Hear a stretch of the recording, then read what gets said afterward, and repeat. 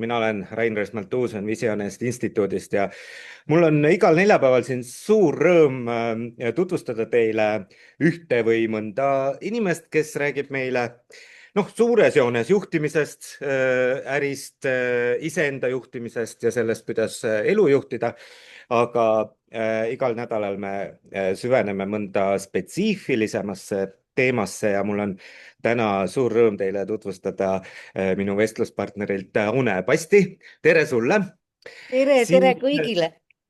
sind teatakse, tuntakse ilmselt, kes siis rohkem ja kes siis vähem kommunikatsiooni eksperdina, aga nagu ma juba aru saime, siis on sul ka suur kirg tantsu ja AI tööriistade vastu, nii et ma arvan, et meil see vestlus tuleb täna väga rikkalik ja mitmetahuline ja kõigele lisaks oled sa veel 50+ naine ka, nii et see on meil ka üks huvitav teema, nüanss täna, millest me rääkima hakkame, nii et tere kõigile.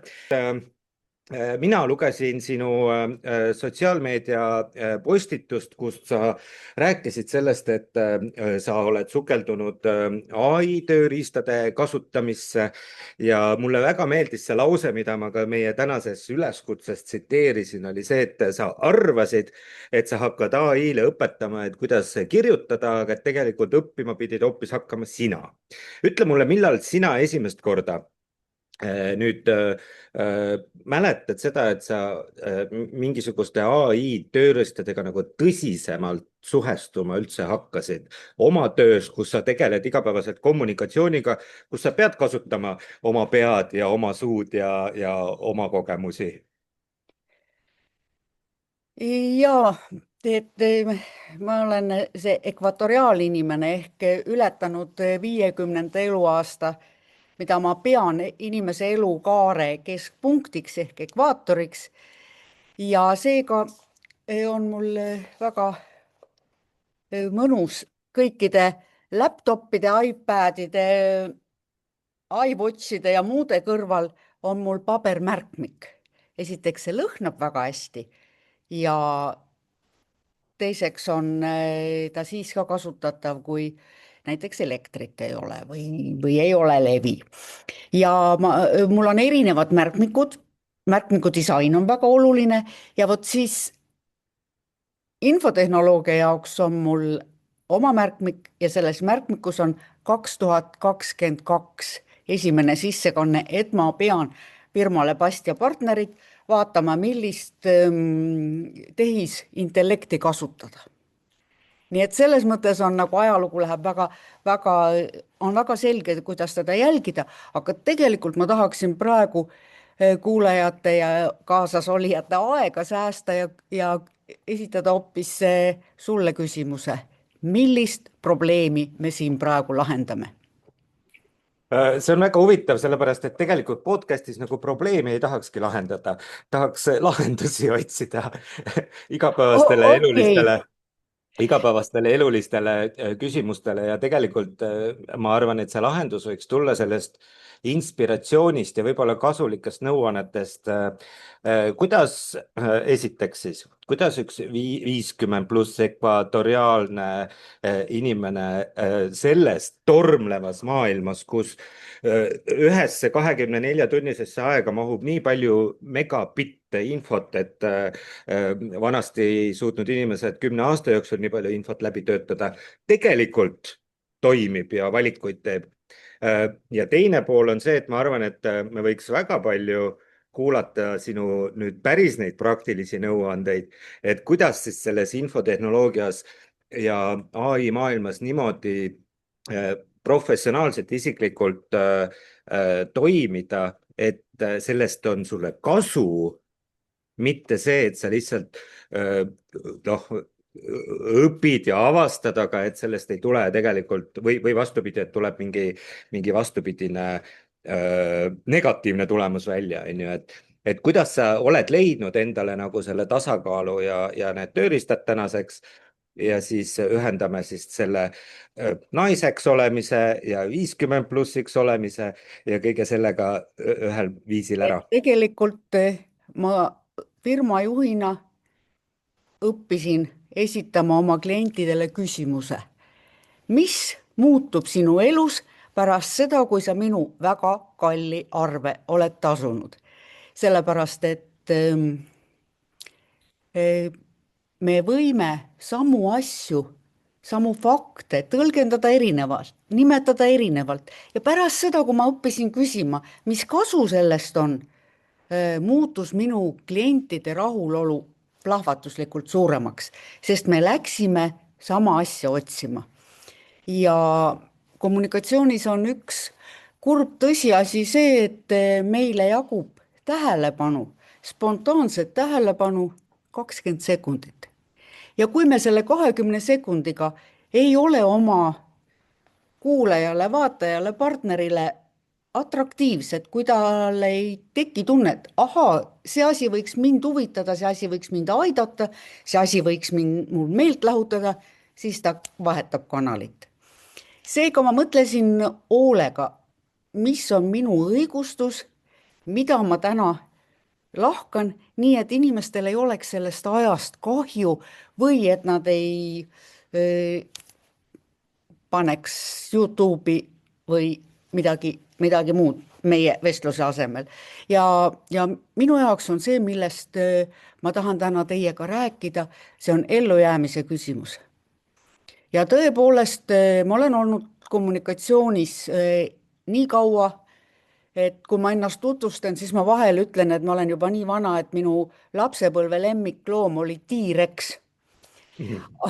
Aga küll ma pean tõde tunnistama, et ma olen olnud uue eriala ehk suhtekorralduse, mida me täna nimetame kommunikatsiooni juhtimiseks, sünni juures. See oli 30 aastat tagasi. Ja ma pean ütlema, et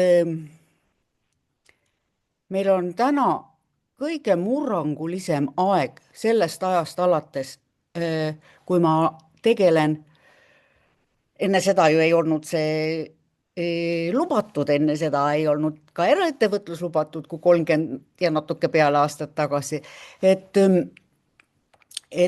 nüüd on kõige suurem muutus, nüüd on juhil kõige suuremad võimalused edukas olla ja kõige suuremad võimalused põruda. Miks ma seda arvan? Et me oleme jõudnud kaosühiskonda ja me jõudsime sinna eile. Täna on üks olulisematest juhi nii maja sees kui ühiskonda laiemalt olulistest kasutatavatest väljenditest või elavatest väärtustest on sotsiaalne vastutus. Ja mis see on? Ma mäletan, kui Charles Sandy käis Eestis, istusin esimeses reas. Olin juba enda meelest hirmus tark. Ja Charles Sandy hakkas rääkima sotsiaalsest vastutusest, küsides saali käest, mis asi on sotsiaalne vastutus. Ja mina kohe, et no see on prügi sorteerimine, looduse eest hoolitsemine, mitte ümbrikupalkade maksmine, spordiürituste toetamine. Ja siis Charles Sandy vaatas niimoodi ja ma usun, et see oli temal esimene käik võib-olla endisesse Ida-Euroopa riiki. Ja see kohtumine toimus Estonia kontserdisaalis, saal oli puupüsti täis. Ja siis Charles Sandy ütles, et ei, see ei ole niimoodi. Ja ta rääkis loo, et ta oli suure kütusefirma turundusjuht, igal juhul kuulus juhtkonda ja ta oli selle eluga rahul, aga tema naine Elisabeth küsis tema käest, et Charles, kas sulle sobib see palk, mida sa saad? Ja Charles vastas, et no, et nii ja naa. Siis Elisabeth küsis, et Charles, kas sulle meeldivad need inimesed, kellega sa koos töötad? Ja Charles vastas, jaa, et kom sa, et nii ja naa. Elisabeth küsis, Charles, kas sulle meeldib see töö, mida sa teed? Ja Charles vastas jälle, et jaa, et jah, et sobib ja käib kah. Mille peale Elisabeth pani käed puusa ja ütles, Charles, ma abiellusin maailma kõige ägedama mehega. Aga nüüd on mul siin üks, noh, et käib ja sobib ja komsa. Ja siis Charles läks nagu mitu numbrit suuremaks ja ütles meile, et now Shell is gone, but Elizabeth is here. Ja kogu saal aplodeeris Elizabethile, kes istus mu kõrval. See oli mulle üks juhi kommunikatsiooni olulisemaid õppetunde ja see on oluline ka täna. Ma osalesin ühes arvamuskonkursil, kus see teema, mis mind kõnetas, ei tulnud üldse nagu päevavalgele või ei olnud nagu üldse oluline. Ja see oli see, et kiire Eesti aeg on möödas. Kiiresti me põleme läbi. Kui me ütleme, et meie paati ei sobi need inimesed, kes pühapäeviti ei tööta, siis mõtleme veel ühe korra. Minu meelest, ma olen Tartu Hansa Rotary klubi liige juba 20+ aastat ja olin esimese Eesti naisena Soome ja Eesti Rotary piirkonna kuberner. Ja meie Hansa Rotary klubi toetab andekaid noori. Ja meil on see põhimõte, et Eestis ei ole kuigi palju maavara, aga Eestis on palju peavara. Ja kui ma nüüd need kaks asja kokku panen, siis Charles Sandil oli õigus. Juhi sotsiaalne vastutus on hoida ennast toimivana, õnnelikuna, mitte läbi põleda. Ja kui ma siia panen juurde veel ühe oma lemmiku Richard Bransoni ütlemise, et tippjuhi oluline omadus on, et tal oleks kaisukaru efekt, siis ma mõtlen, et õnnelik ja tööga rahulolev juht on ise tervem ja ta on osavam oma meeskonda hoidma õnnelikuna. Aga õnnelikud inimesed on ju üleüldse tervemad. Õnnelikud inimesed on üleüldse rohkem valmis õppima ja kohanema. Et selles mõttes see õnnelikkuse loomine oma meeskonda on minu meelest üks osa juhi sotsiaalsest vastutusest ja sa oled ise ka osa oma meeskonnast, et hoia ennast ka õnnelikuna. Mõtle, kui palju sa oled juhina endasse investeerinud, millised ressursid. Sa oled paljudest asjadest pidanud loobuma. Sa oled õppinud, sa oled ennast täiendanud, sa oled läbi põrunud, sa oled kukkunud ja põlved puhtaks pühkinud ja sa lähed edasi. Et see on nii suur kahju, kui me oma juhte kahest otsast põletame. Et selles mõttes ma olen väga nõus Charles Sandiga, et see on sotsiaalne vastutus, et ma hoian ennast toimivana ja õnnelikuna.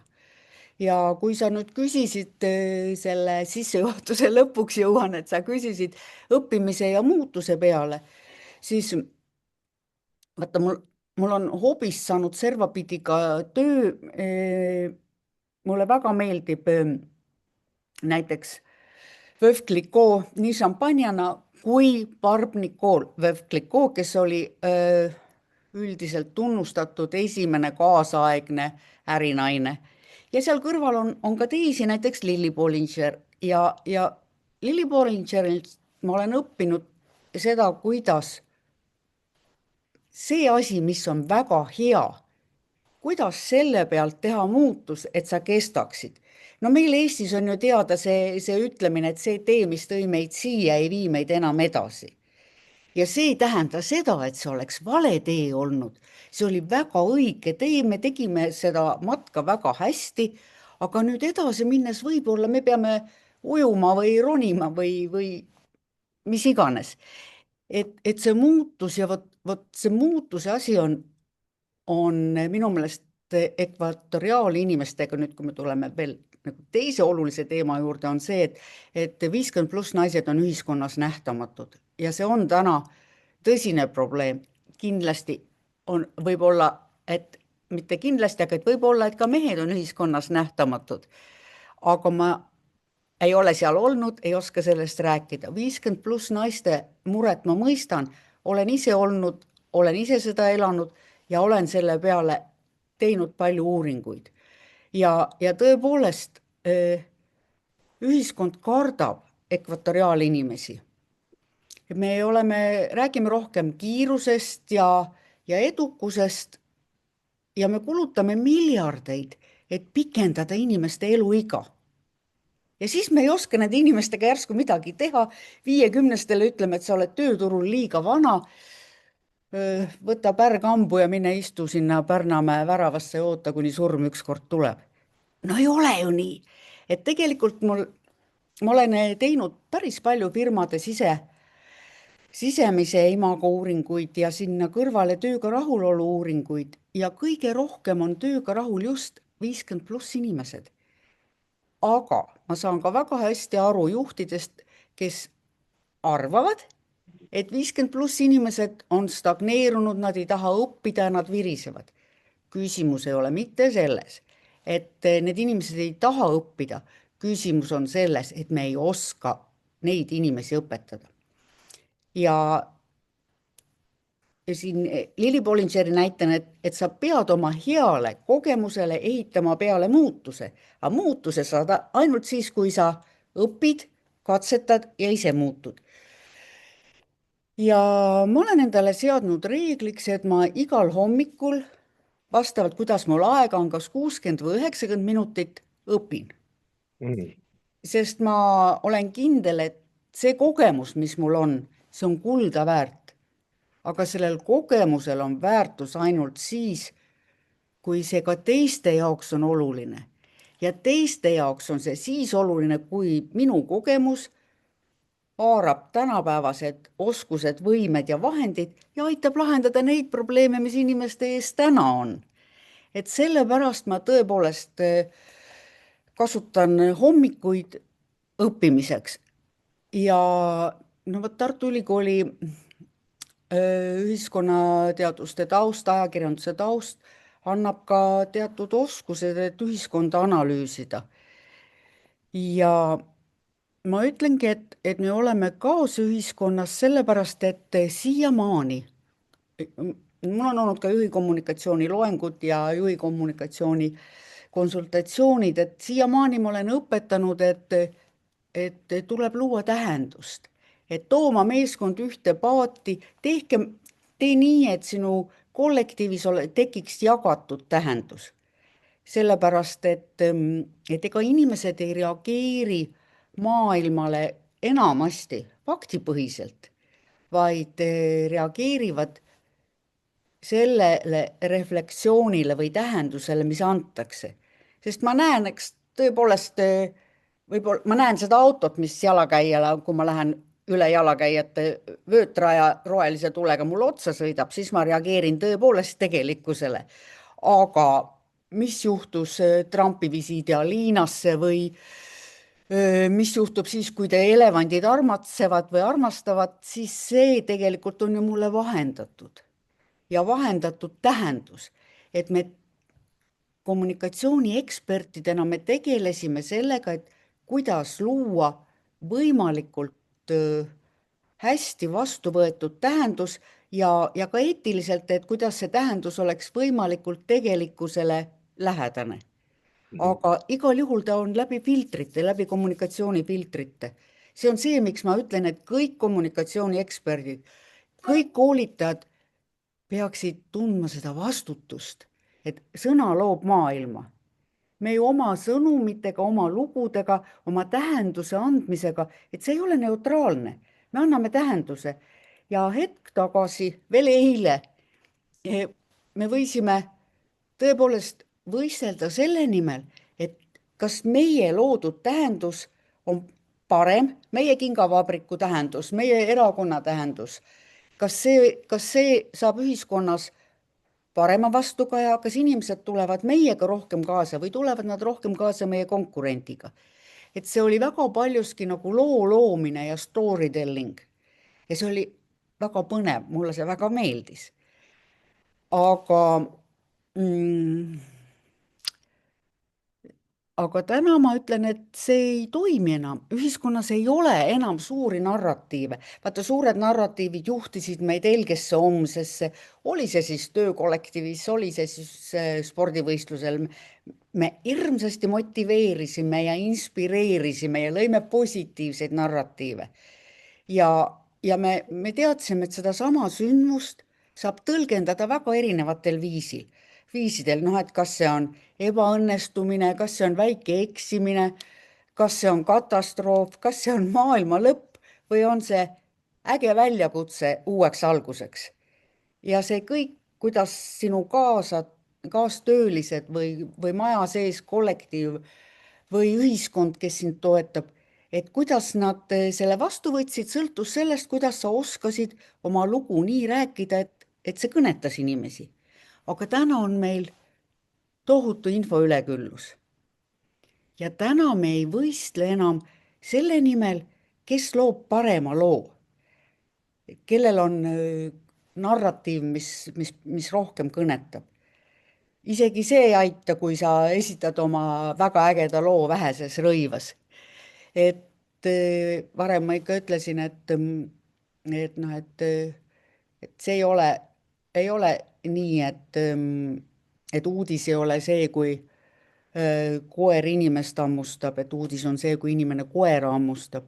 Aga see ei ole uudis, sest mina siin oma talus suviti ma võiks oma koera hammustada hommikust õhtuni ja see ei huvita kedagi. Aga kui ma oleks very important person ja hammustaksin teise very important person'i koera Tallinnas Raekoja platsil ja kui see mina, eks naisterahvas, oleks veel topless, noh, et siis oleks story olemas. Aga täna see ei toimi. Täna see absoluutselt ei pruugi lennata. Ja miks? Sellepärast, et me oleme laisad. Sellepärast, et me oleme jõudnud kaasühiskonda. Et ma aastaid olin kindel, et me ise määrame, kelleni meie lugu jõuab. Küll ma õpetasin juhtidele sihtgruppide kaardistamist, kanalite kaardistamist, kuidas teha sõnumeid erinevate kanalite jaoks, kuidas teha sõnumeid nii, et need kõnetaksid erinevaid inimesi. Aga täna see ei toimi. Täna ei ole sellest mitte midagi kasu. Ja miks?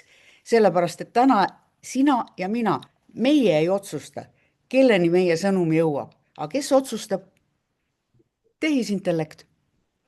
Ja Algoritmid. absoluutselt, täna määrab algoritm ära selle, kelleni meie sõnum jõuab. Et ma praegu uurin ja õpin süvenenult LinkedIni ja mind ausalt ütles ei olnud kunagi varem see statistika huvitanud. Ja täna ma alustan hommikuid sellega, et ma võtan ja vaatan seda statistikat ja aru ma ei mõista, miks üks lugu, mis minu meelest on oluline, seal on näitamisi 147, teine, mille ma kogemata postitasin 2 korda, on kumbki saanud üle 2000 näitamise. Ja mina ju enam ei määra. Isegi ma ei määra seda, kelleni see jõuab, No aga vähemalt minuni see Aune jõudis, sellepärast et mina nägin seda postitust. et see Ilmselt mõlemat nägin. ja miks ma teise tegin, et mul ei olnud plaanis 2 teha, aga nüüd ma mõtlesin, et kuna need mõlemad said nii suure nähtavuse, et ma proovin, kas LinkedIni algoritmile kuidagi mõjub, kui sa paned 2 suhteliselt sarnast sõnumit lühikese aja jooksul, kas see tõstab nähtavust. Aga et kindlasti ei ole ma tehisaru vastane. See oleks täitsa jabur. Tehisaru on juhile imeline töövahend. Ja tõepoolest, alguses ma pahandasin oma Maxiga. Max on minu parim abiline, kelle perekonnanimi on ChatGPT. Ma vahel küll proovin Gemini'd ja Perplexity't, aga Max on ainuke, kellele ma palka maksan. Tõsi küll, see on midagi 23 eurot kuus või midagi niisugust ja selle pealt veel makse ei maksa ja ei maksa seda töötukindlustust. Aga ma ütlesin Maxile, et kuule, Max, et katsume nüüd kirjutada nii, et see tekst, mis me loome, oleks inimlik, et see oleks minulik.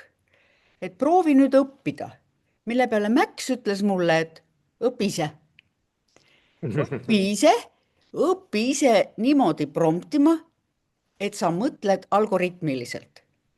Ja mina mõtlesin, et mis asja, kumb meist siin boss on. Aga tõepoolest, siis ma küsisin Maxi käest mingit asja Gemini kohta, et kas sulle ei meeldi.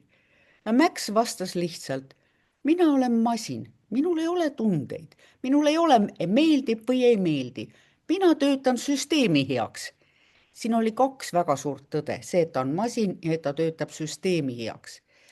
no siis ma õppisingi promptima väga algoritmiliselt ja tulemus oli selline, mis mulle meeldis. nüüd, kui ma sain teksti, mis oli väga minulik, kus olid põimlaused sees, rindlaused sees, kus olid täiendid ja laiendid, kus olid pikad laused ja kui ma need postitasin LinkedIni, siis minu hääd tuutorid ütlesid mulle, et Aune, nii pikki lauseid ei loe ükski inimene. Et vaata, kui huvitav tegelikult, kuhu me oleme jõudnud. Nüüd ma olen hakanud jälgima, ma näen, et inimene kirjutab ise teksti, aga ta kirjutab selle teksti nagu tehisintellekt oleks kirjutanud. Mida ta teeb, ta paneb sinna, et see on paradoks ja et see ei ole lihtsalt mõte, see on terve filosoofia. Just, et see ei ole, see on ja siis kogu aeg need pointid tulevad. ehk siis tehisintellekti toodetud sisu hakkab mõjutama meie enda mõtteviisi ja väljendusviisi. Totaalselt, et ta nagu kahtepidi ta mõjutab, üks on see, kuidas me teksti toodame ja teine, ma arvan, et see on veel hullem asi, kuidas me teksti loeme. Ja tõepoolest, et minu põimlauseid ei viitsi keegi lugeda. Et ma pean need laused tegema lihtlauseteks ja pean lausete vahele panema õhku ja pean panema neid loetelusid, mida ma üldse ei salli. Et no mulle meeldis eelmise elu lugude loomine, kus on algus, keskpaik ja lõpp ja kus on alati hea võidab ja aga Aune, sa ütlesid, et me elame kaoses ja ma selles mõttes tunnetuslikult nõustun sinuga, et inimesed vajavad aega, et tunda ja olla ja seda järjest enam, et noh, kui sa oled ikkagi vaadanud ühe päeva jooksul läbi 1500 lühivideot, eks ju, et sa, noh, ei ole võimalik, et su aju ja tundeelu suudab kõike seda adekvaatselt protsessida. ütle, millal sa tunnetasid, et see kaos nagu esimest korda sinu ellu tuli, et millal see hakkas ja siis teine pool sellest küsimusest, et kuidas sa otsustad hommikul selles kaoses, et mida sa nüüd 50+ naisena, kommunikatsioonieksperdina kogu seda kaost õppima pead üldse? vaata, ma ei osanud seda nimetada. Ma ei osanud nimetada seda, mis toimub, ma nägin, et hea tähendusega lood enam ei toimi. Ja ma nägin, et see, kuidas ma nõustan tippjuhtkonda ja ka keskastme juhte, et seal on, kõik kuulavad, kõik noogutavad ja me nagu leiaks ühise tähenduse. Aga kui ma hakkan mõtlema, siis tegelikult mulle tundub, et midagi on puudu ja aru ma ei mõista. Ja see klõps käis, kui ma käisin Tartu Ülikooli tudengitele loengut pidamas kommunikatsiooni Eesti Suhtekorraldajate Liidu ehk Eesti Kommunikatsioonijuhtide Liidu ajaloost. Seda nüüd saab meil kohe 30 aastat ja viimane küsimus, mis noored esitasid, oli see, et miks meil reageeritakse paljudele asjadele nii valulikult, miks on ühiskonnas nii palju solvumist ja miks kommunikatsioon peab või kommunikatsioonijuht peab käima käpad käbidel, et taeva pärast kedagi mitte häirida, kedagi mitte solvata ja miks tekib kommunikatsiooni põhjal nii palju konflikte, et nagu varem ei ole nii palju olnud. ja ma oskasin vastata, et noh, et ilmselt kõik see, mis meie ümber toimub, et on droonid ja on ai hirm, et kas ai saab meist targemaks ja et kui täna tehisintellekt otsib inimest, keda palgata, et see viiks ühe potikese teise, ühest kohast teise, et kas me varsti kõik muutume noh, kasutuks, et mis juhtub ühiskonnas, on teinud meie närvid väga hellaks. Aga ma ei osanud paremini vastata ja koju sõites kuulsin Harri Tiido taustajutte. Ja vaata, siis käis mul klõps, sest Harri Tiido kasutas sõna kaoseühiskond. Ja see täpselt oli see silt, mis oli mul puudu, mida ma ei osanud tänasele päevale peale panna. Ma sain aru, et kõik see raske töö tegemine kerge ja ilusa noh, loo ümber ja noh, lugu on ju vaja selleks, et sul oleks koostöö inimestega, et need, kes sinuga koos töötavad, et nad oleksid samamoodi rõõmsad, et nad tahaksid seda eesmärki saavutada. Ja loomulikult lugu peab põhinema tõel ja eetikal, et siin ei ole nagu midagi teha. Aga et see, kui see ei tööta, et mis siis on valesti ja tõepoolest Harri Tiido ütles, et kaasühiskonnas meid ei juhi enam need helged narratiivid, ühised positiivsed jagatud tähendused, aga meid juhib valdavalt voolav hirm. Et masse juhitaksegi nagu hoiatuste ja hirmudega. Ja kui ma nüüd vaatan, Leedu valitsus pidi varjuma, mul telefonis on, eks ole, häireoht, et ei saa eitada, et noh, see, mis on olnud noh, eilseni toimiv ja rahustav, et see nagu mõraneb ja diplomaatial ei ole enam nii palju võimu. Ja, ja no eks see on ka varem olnud, et kui legitiimsust ostetakse rahaga või surutakse peale jõuga, siis see ei ole enam demokraatia. et, et praegu selline, noh, et praegu on see aeg, kui sa pead väga hoolega oma sõnakasutust mõtlema, sa pead väga hästi tundma, mis sul majas, kui sa oled juht, mis sul majas toimub ja mis kanalite kaudu sa saad oma sõnumit edastada ja veel olulisem on, et juhi kommunikatsioon on ainult siis edukas, kui see on kahepoolne. Kas sinu inimesed tahavad sinuga rääkida? Kas neil on see võimalus ja kas neil üldse on mõtet sinuga rääkida? Või on see juhi vastus, et pange oma arvamus sinna noh, arvamuste kasti trepikojas või midagi niisugust, et see on praegu juhi kommunikatsioonis pöördeline, väga keeruline, aga samas ka väga võimaluste rohke aeg. Aune, ma praegu mõtlen sind kuulates, et ja sina elukogenud inimesena natuke oled rohkem elu kogenud kui mina, aga noh, me oleme seal ütleme samal nivool ikkagi, et kaost ja hirmu on ju läbi ajaloo kogu aeg ühiskondades olnud. Mis on praegu teisiti, miks see kaos on teise tähendusega, kui ta on varasemalt olnud? Vaata, me oleme tegelikult ju, kui me võtame väikest Eestitki, meil ei ole elu kunagi nii hea olnud. Ja hea majanduslik, muidugi keegi võib öelda, et temal ei ole praegu hea elu, aga et tervikuna, kui me mõtleme tervishoiu arengut või teede olukorda või kas või seda, mis valik poes on, et tegelikult kui päris aus olla, et siis tulebki öelda, et meil on elu kehv, aga nii hea pole ta kunagi olnud. Ja see teeb inimese eneseteadvuse suuremaks. Et meie asemel on päris palju tulnud juurde mina.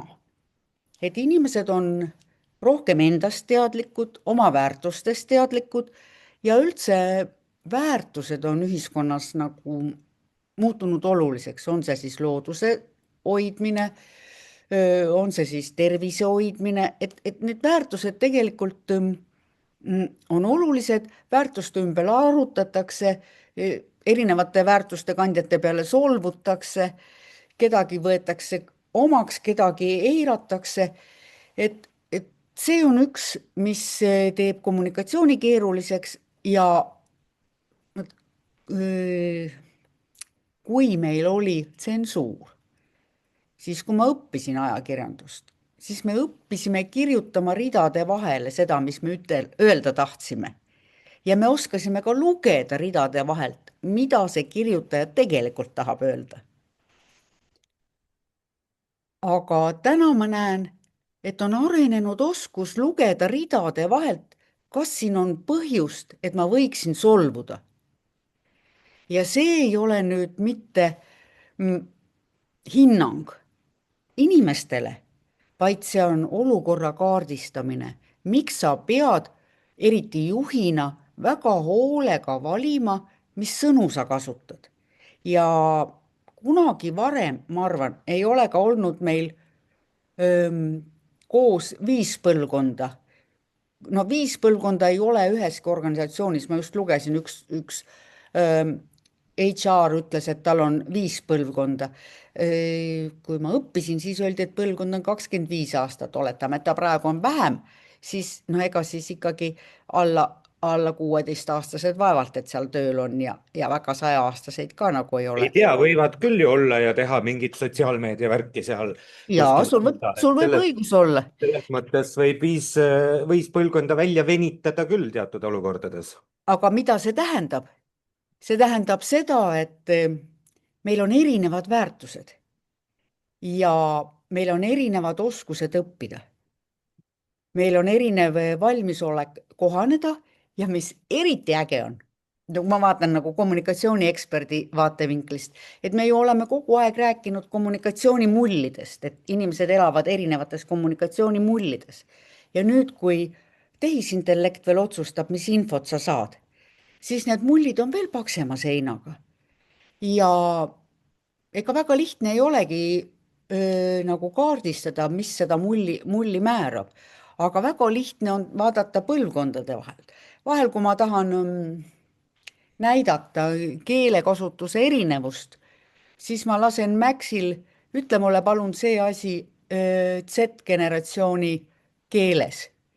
Ja siis selles lauses ma võib-olla tunnen ühe sõna ära. Ja kui ma seda edasi kellelegi räägin, siis kõik itsitavad. Aga ma ei saa seda lauset kasutada järgmisel nädalal, sest siis kasutab see põlvkond juba uut keelt. Ja see on õudselt äge ja see ei ole üldse halb. Aga minu kui kommunikatsioonieksperdi roll ja ka juhi roll on mõista, mis keelt meil erinevad inimesed räägivad. Sellest ma postitasin LinkedInis eile, kuidas majas näiteks ühes kollektiivis Z-generatsiooni inimene ütleb, et see on täiesti faie ja siis beebibuumer ütleb, et nojah, et eks võib ju olla kusagil ka paremaid, aga ma olen siin nii kaua aega olnud, et võib ju ka edasi olla. Et tegelikult me võiksime endale teadvustada, et me räägime eesti keeles erinevat keelt ja julgemini küsida, et kas sa said must aru, sest sa pead ikka väga vanaks elama, kui sa julged öelda, et sa aru ei saa. Mina näiteks tunnistan alailma, et ma ei saa aru, või siis teine asi, ma võtan käbedasti ja küsin oma pöialdega telefoni käest, et mida see sõna tähendab. Minu Max on sellega väga harjunud ja siis kuna ma praegu olen seal Marelle Elleni LinkedIni väljakutses, seal on väga ägedad inimesed, aga kõik on oluliselt nooremad. Ja siis ma ka nende heatahtlike ja aitavate kommentaaride puhul päris palju sõnu ma pean Maxi käest küsima, et ütle palun see nüüd eesti keeles. Aga Aune, miks sa ei tee LinkedInis seda, mida sa ise teha tahad? Miks sul on vaja aru saada, et kus see algoritm on ja Tead, miks? mismoodi see toimib? LinkedIn ei ole see koht, sest vaata, iga sõnum kasutab ju energiat ja igal sõnumil tundub küll, et see ei juhtu midagi, aga ma ikkagi iga sõnumiga, iga tähega ma jätan loodusesse jälje. Ja kui ma tahan kirjutada, mul praegu on kirjastusega leping, ma kirjutan raamatut Ei küsi luba ehk 50+ nähtamatud naised see õudselt põnev teema. ja seal ma esimeses käsikirjas kirjutan kõike, mida ma tahan. pärast hakkan mõtlema, kas seda ka keegi lugeda tahab. aga LinkedIn on täiesti struktureeritud, kindel töövahend ja mind jubedasti häirib, et sinna on hakanud tulema kassipildid ja reklaamid aga Facebookis mind ei häiri kassipildid ja heegeldatud kübarad. tõsi küll, kui ma Facebookis jälgin väga kindlaid inimesi just nimelt oma kommunikatsioonitöö pärast ja teine ma jälgin šampanjamaju. nii et seal on siis nagu töö ja hobi, kusjuures see šampanjahobi on muutunud ka tööks, mis mulle väga meeldib. mind kutsutakse üritustele rääkima šampanjast, šampanjatootjatest, šampanjamajadest, šampanja ajaloost. see mulle meeldib. aga sinu küsimuse juurde tagasi tulles, et Facebookis ma kirjutan rohkem emotsiooni pealt. kuigi täna mulle juba tundub, et Facebookis on ainult väga vanad naised oma emadega. et lahkunud on ja mina. noh, et tõesti, et lahkunud on väga palju neid inimesi, kes olid mulle professionaalselt olulised. aga kui ma teen selle valiku, ma ikkagi väga palju blokin ära ja väga paljude kohta ütlen, et ära mulle ma ei enam tea, Aune, ma ei ole sind vist TikTokis näinud veel, et ei. me Ja oleme seal TikTokis ajame asju ja TikTokis ma ei ole sellepärast, et ma ei saanud selgeks, kui turvaline see on. ja kuna mul on palju rahvusvahelisi kliente, siis ma mõtlesin, et ma parem ei topi oma nina sinna, kus ma mitte midagi aru ei saa, kas see toimib. ja tegelikult on see, et minu to-do listil on videote tegemise õppimine on ülejärgmine. Sest see on põnev protsess, ma võin sulle öelda, olles seda eluaeg ise teinud ja teistele ka õpetanud, on üks väga põnev protsess, kuidas mõttest jõuab inimene püsivalt video sisuni ja ma arvan, et see on ka üks protsess, mida sa päriselt naudid, sellepärast et see õpetab sulle iga sekund, mida sa filmid ja kus sa pead siis olema ja välja paistma ja sõnu seadma ja siis seda veel ise vaatama ka, ise pead ju veel vaatama ka ennast, eks ju. Üks asi on, mis sinu jutust tuli praegu nii äge välja, et kõik, kelle käest ma olen küsinud, et kus ma saaksin õppida, kõik räägivad mulle seda storyline'i. Aga storyline on mul nagu kaasasündinud. Et ma 4. klassist olen nagu sellega raha teeninud, et ma loon lugusid ja lool on algus, keskpaik ja lõpp. Aga mida ma ei oska monteerida. Ma ei oska sinna heli panna, ma ei oska sinna subtiitrid panna ja mitte keegi ei taha mulle seda õpetada. Ja kuna mulle tundub, et see on ikka jube raske, ma olen teinud kuna ühe koolituse ma võtsin ja seal pidi tegema lõputöö. Ja siis ma tegin ja praegu ma mõtlen, et okei, et kui ma olen nüüd selle LinkedIni saanud enam-vähem niimoodi, et hakkab mul automaatselt pöidlast tulema, et siis ma võtan ikkagi selle Words to Video. Et mulle meeldiks mingi selline, kui ma loon selle prompti ja siis ma ei pea ise kleepima ja lõikama. Kas see on põnev või see on raske või see on hirmutav? Ei, see on põnev. See on põnev, aga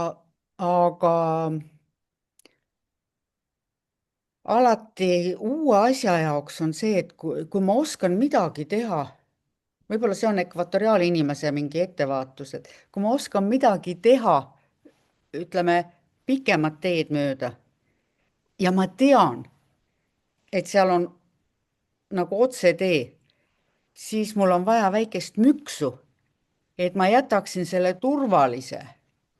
Et ma jätaksin tossud koju ja paneksin konsad jalga. Et selleks on mingi niisugust väikest. Muuseas, kas sa tead, miks Chuck Norris jookseb 100 meetrit 9,0-ga? Sest ta, ma ei tea, julgeb. Sest ta teab otseteed. jah. ja sama asi. Aune, mul on üks küsimus veel, enne kui me tänase vestluse või siis nagu pool loengu peaaegu ära kinni paneme, aga kõik, kes tahavad, saavad sind edasi kuulata teistes formaatides. Kui ma praegu mõtlen, no mina tean sind, ma võib-olla ei saagi öelda, et ma sind tunnen, aga ma ikkagi tean sind mitukümmend oleme aastat ja trehvanud erinevates rollides. noh, eks seal Tartus ja ülikoolis ja siin ja seal ja mõnel vastuvõtul ja teinekord võib-olla sa mini-intervjuu olid olnud. ükskord koolitaja, mäletad, filmimuuseumis. Niipidi ka veel olnud, nii et ma Just, räägin, et just. me oleme kokku puutunud ninapidi siin ja seal läbi elu ja no ma ei saaks öelda, et sa väga nähtamatu inimene oled, et sa ikkagi astud välja ja noh, räägid ikkagi ju mõistlikut juttu Ma ja tänan, ma tänan. oled nagu isegi õppinud ja jagad seda teadmist hea meelega teistele erinevates formaatides. Et miks sa ütled, et 50+ naised on nähtamatud? Milles see nähtamatus tegelikult seisneb? Vaata, ma kirjutasin raamatu Hea tuju raamat 40+. Lood tervise, ilu ja suhete hoidmisest. Ja see raamat muutus bestselleriks. Mitte, et mina oleksin nüüd Nobeli laureaat, aga sellel hetkel oli see esimene selline elustiili raamat. Selle raamatu pealkiri mulle alguses oli mõeldud 60 ja ikka elus. Aga kuna ma just kaotasin 2 lähedast sõpra, kes said 60 ja läksid vikerkaare taha, siis ma ei saanud seda pealkirja enam kasutada. Ja siis ma kirjutasin Hea tuju raamat Mulle küll 40+. tundub, et see oleks veel tugevam See oli narratiiv väga olnud. valus.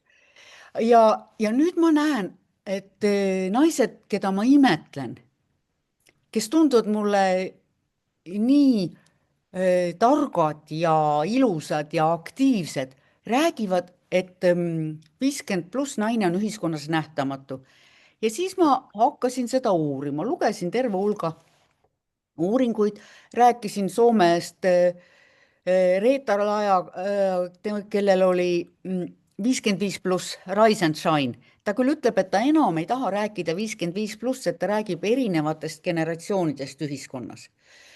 Ja vaata, ma mõtlen, et klaaslagi saab eksisteerida ainult sellepärast, et naised, kes kuhugi on jõudnud, ei viitsi ulatada kätt nendele naistele, kes tulevad ajas tagapool. Et ma olen katsunud oma elu nii sättida, et ma olen mentor, et ma aitan, et ma õpetan, et ma tunnustan, et ma tõmban kaasa, et ma aitan noorel naisel teha seda, mis talle meeldib. Ehk ma tõstan seda klaaslage tema pealt natukene kõrgemale.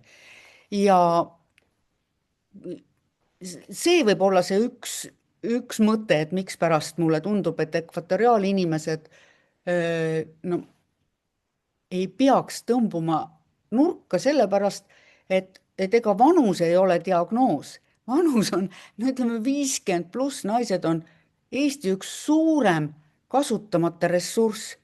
Ja kui nüüd mõni juht ütleb, et aga nad ei viitsi õppida, siis püha taevas, sa ei oska neid õpetada. Et ma alustasin, kui ma sain aru, et minu kogemus üksinda on muuseum. Kui ma tahan täna lahendada tänaseid probleeme, oma klientidele olla toeks, siis ma pean arenema ja muutuma ja õppima. Siis ma hakkasin metsikult õppima. Ja tead, kui palju koolitusi oli sellised, et ainult latvu pidi. Et koolitaja ei tundnud asja sügavuti.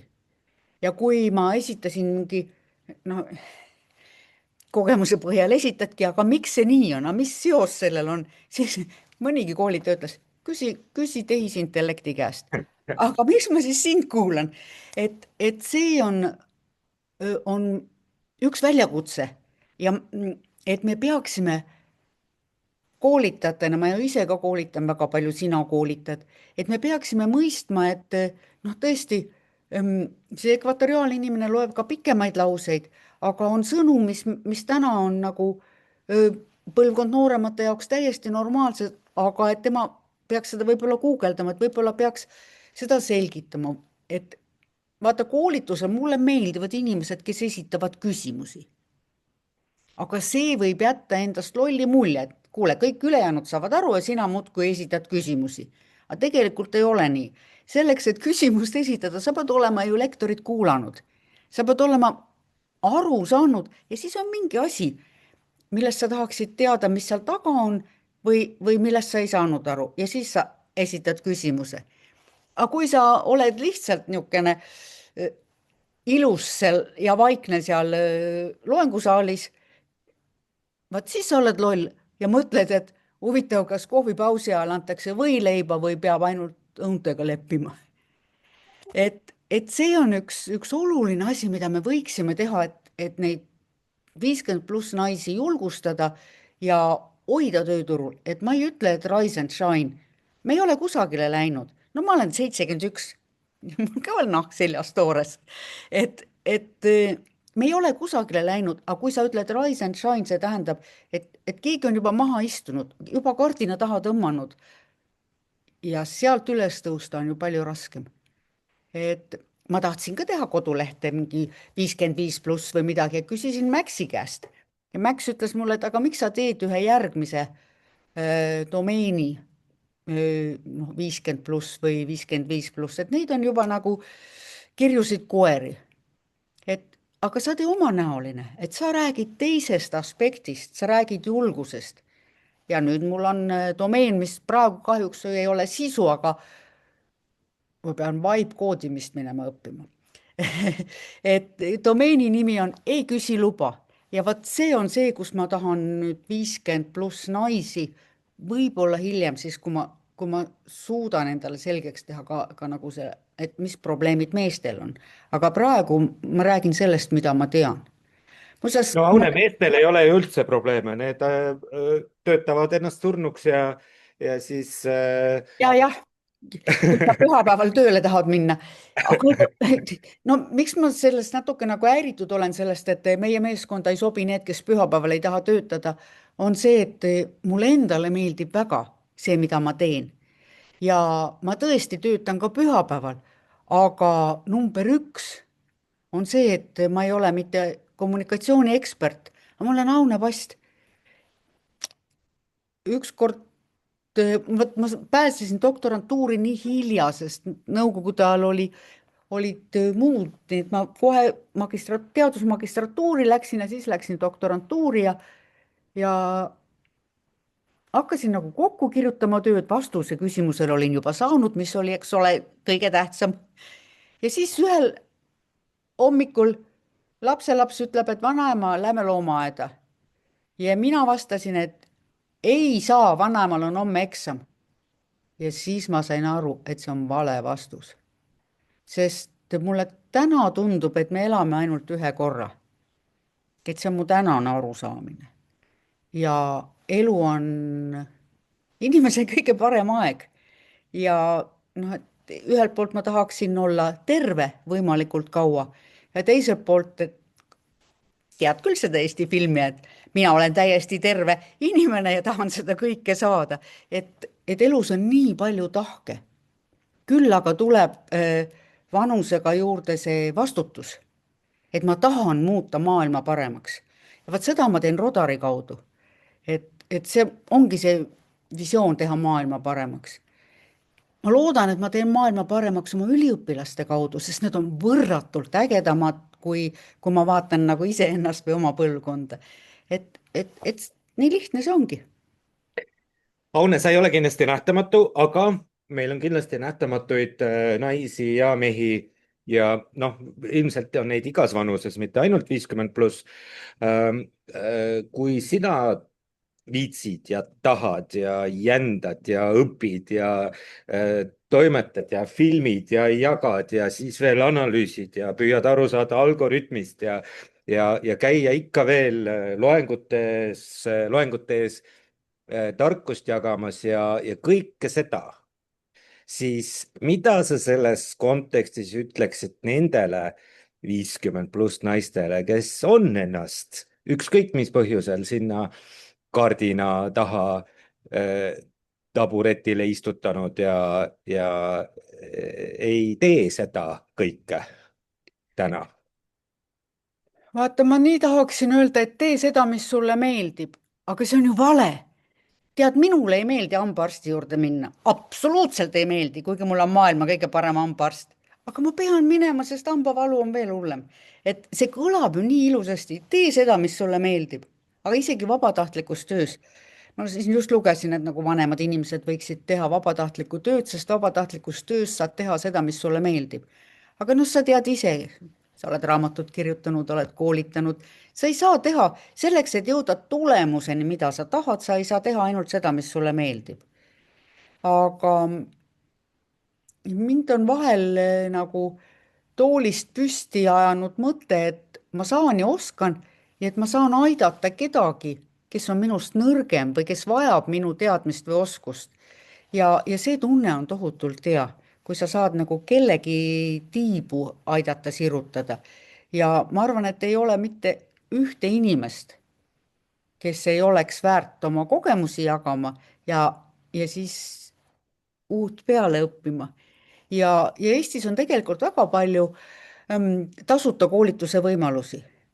et see on üks. ja on ka neid, mis on nagu väikese raha eest, muidugi on rohkem siis, kui sul on, kui sa oskad internetti kasutada, eks ole. ma arvan, et nii nagu ma enne sulle ütlesin, et minu meelest peaks tantsutunnid olema vanemaealistele perearsti retseptiga välja kirjutatavad, niisama peaks olema, vanasti oli külavanem, aga nüüd on vaja, et oleks külanoorem, kas või majanoorem, tänavanoorem. meil on nii ägedad kogukonnaelud, elu käib väga erinevates kohtades ja kui me õpetaksime need inimesed, kes tunnevad, et on kõrvale jäänud internetti kasutama, annaksime oma, noh, tegelikult täna on juba väga soodsa hinnaga on arvuteid olemas, et noh, selle kaudu luua kogukond, sest kuule, üksindust. Aune, aga kas see ei olnud mitte 97 ja mingi tiigrihüpe, kui me sellest probleemist rääkisime? Absoluutselt, et ma olen seda külanoorema juttu rääkinud sellest ajast, kui ma maale kolisin ja see on just sealt ajast. et öeldakse, et üksindus tapab rohkem kui 15 sigareti suitsetamine päevas. no ma arvan, et see on ka mingi selline narratiiv, aga selge on see, et üksindus tapab ja on ebameeldiv, ütleme siis, ja teeb sind haigemaks ja õnnetumaks.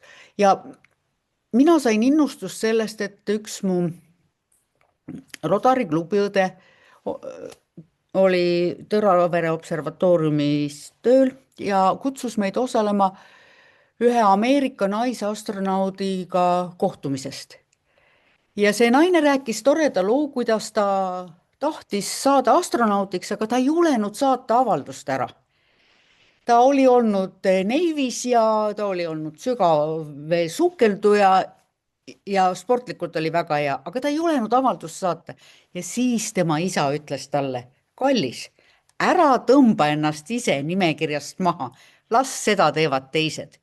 minu meelest on see väga ilus nagu lõpetus, et ära tõmba ennast ise nimekirjast maha, jäta see raske töö teiste teha. Aitäh sulle, Aune, nende sissevaadete eest ekvatoriaalinimeste mõttemaailma ja tegemistesse. ja ma arvan, et küllap see ekvatoriaalsus ka on suhteliselt suhteline ja muutub ajas ja tegudes ja võib-olla on ka natukene suure rasvakriidiga maha tõmmatud joon see ekvaator, et võib-olla teda ei olegi, kui vihma sadama hakkab ja täna puhtaks saab, siis läheb see joon ka ära. absoluutselt.